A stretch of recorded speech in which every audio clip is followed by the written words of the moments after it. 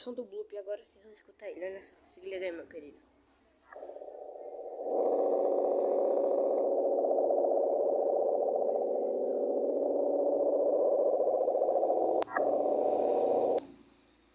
Ó só, dá um medo, não dá, bora ver esse outro aqui. Caraca.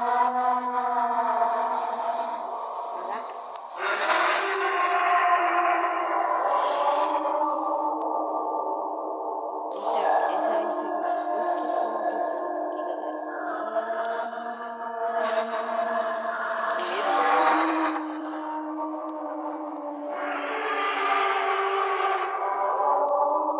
Esse daí, cara, foi o som que os cientistas escutaram quando colocaram aquela sonda, ok? Ou aquela sonda não, aquele detectador de som.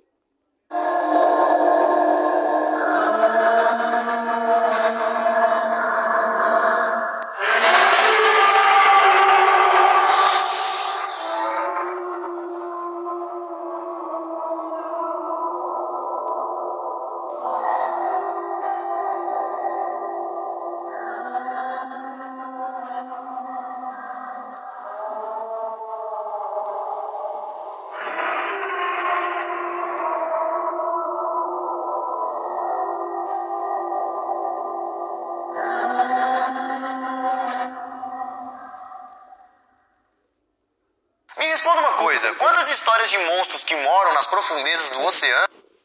Bom, galera, o Bloop sendo real ou não, se ele realmente existir, ele seria um animal bastante fascinante e incrível. Gostou? Me segue para mais vídeos.